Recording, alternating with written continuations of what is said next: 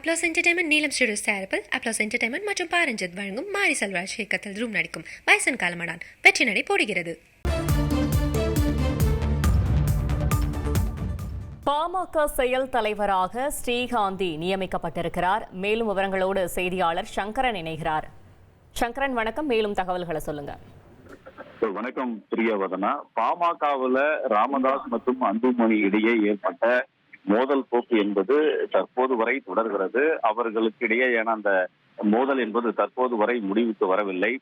ஏற்கனவே புதுச்சேரியில கடந்த ஆண்டு டிசம்பர் மாதத்துல நடைபெற்ற பாமக பொதுக்குழு கூட்டத்துல அன்புமணி ராமதாஸுடைய செயல்பாடுகள் ராமதாஸ் இடையே மற்றும் நிர்வாகிகளிடையே மிகப்பெரிய ஒரு விமர்சனங்களை ஏற்படுத்தின. இதை தொடர்ந்து அவர் மீது கட்சி ரீதியாக நடவடிக்கை எடுப்பதற்கு விளக்கம் கேட்டு நோட்டீஸ் அனுப்பப்பட்டது.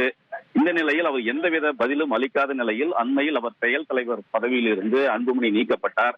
இப்படிப்பட்ட சூழலில்தான் கட்சியுடைய செயல் தலைவராக ராமதாசுடைய மூத்த மகள் காந்திமதி நியமனம் செய்யப்பட்டிருக்கிறார். இது தொடர்பான அறிவிப்பை ராமதாஸே வெளியிட்டிருக்கிறார். தர்மபுரியில் நடைபெற்ற கட்சியுடைய பொதுக்குழு கூட்டத்தின் அந்த முடிவுக்கு பிறகு இந்த அறிவிப்பை ராமதாஸ் வெளியிட்டிருக்கிறார். காந்திமதி இனி தன்னையும் கட்சியையும் பாதுகாப்பார் என்று ராமதாஸ் தெரிவித்திருக்கிறார்.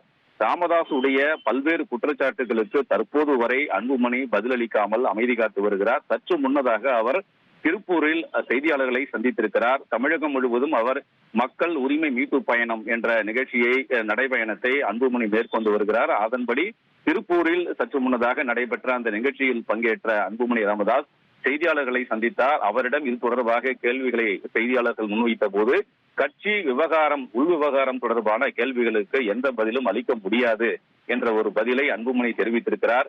இந்த விவகாரம் தற்போது பாமக நிர்வாகிகள் கட்சி தொண்டர்கள் மத்தியில் மிகுந்த பரபரப்பை ஏற்படுத்தி இருக்கிறது.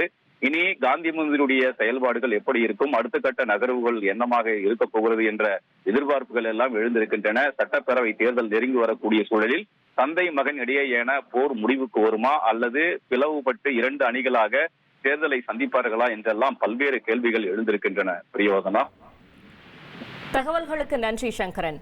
அப்ளாஸ் என்டர்டைன்மெண்ட் நீலம் ஸ்டுடியோஸ் தயாரிப்பில் அப்ளாஸ் என்டர்டைன்மெண்ட் மற்றும் பாரஞ்சித் வழங்கும் மாரி செல்வராஜ் இயக்கத்தில் ரூம் நடிக்கும் பைசன் காலமடான் வெற்றி நடை போடுகிறது.